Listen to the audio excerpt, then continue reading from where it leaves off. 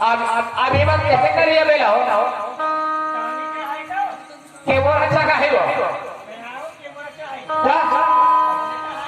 ऐसे जगह है सका हो ईमान दो जगह है वो मतलब ये का ये पार्टी के बाहर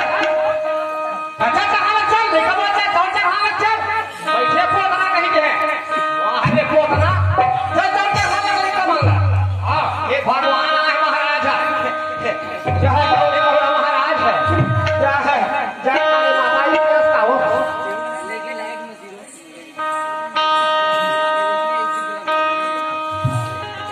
तुम्हारे घर की बने का पहली वो है बरसे का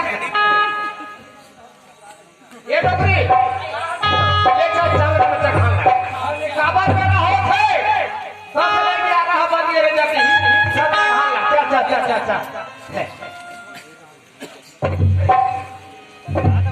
एक पत्नी रहने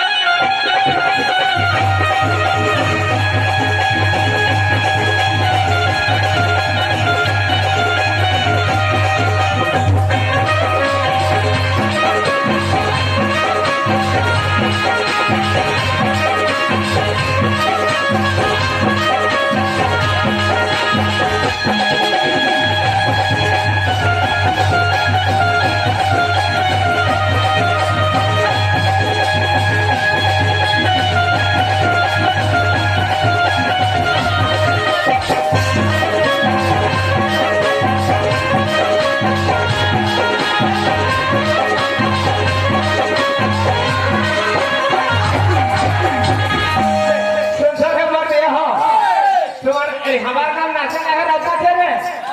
अब हो हरी पर रे हाय से अरे पहले जो मैंने से सर और दुनिया में भगवान तीसरी समाने लगा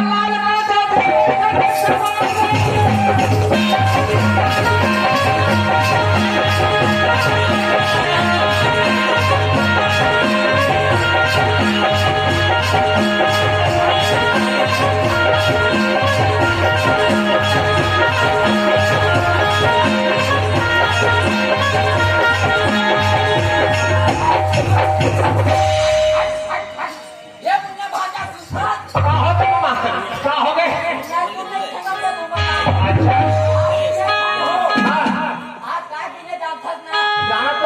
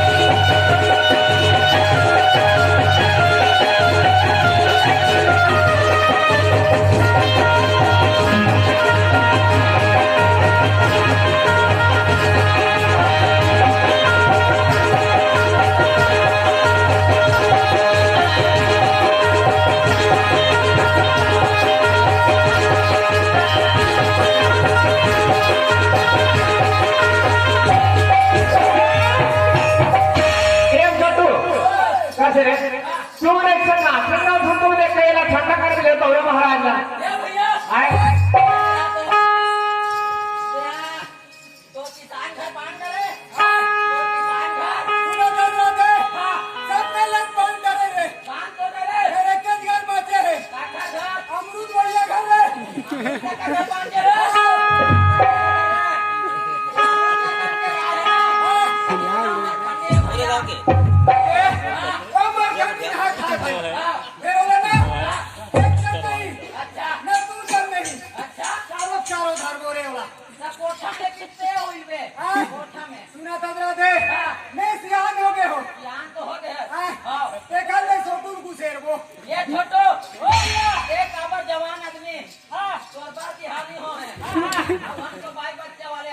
हाँ भैया के गाय बांधे जावे कोठा में सुना तो भैया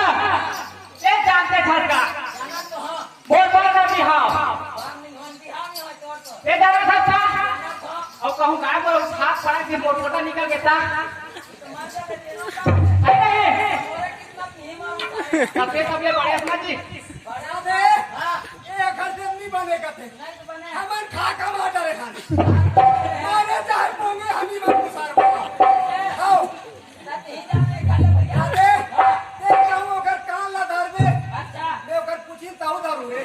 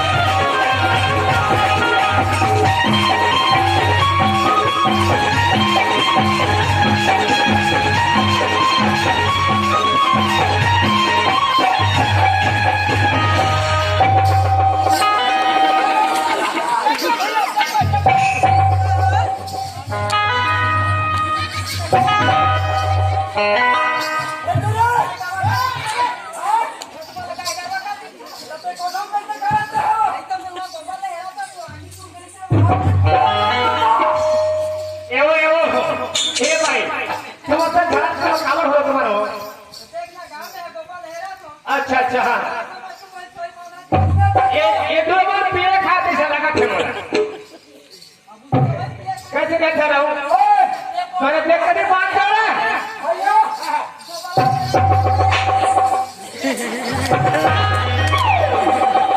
ये सुनो तुम्हारे मार खाते से लगा थे ये टूरी ये मत पीले खाते खत्म मत लगते हो ये छोड़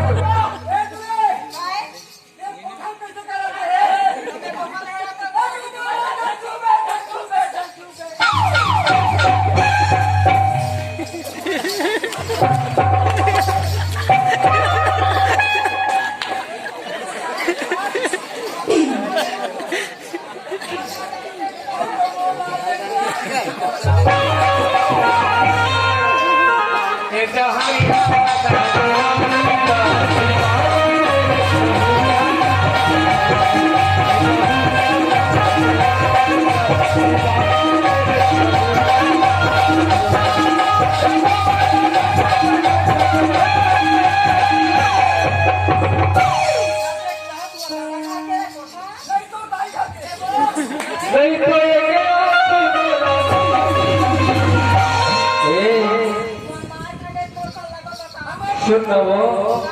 ये तो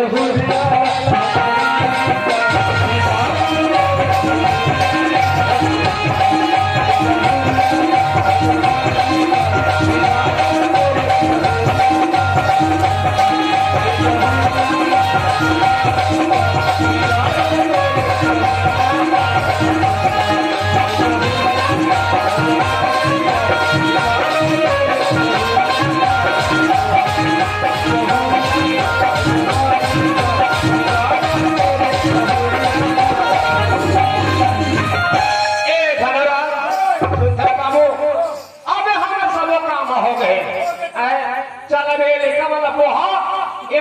करे लेके क्या करेंगे हाँ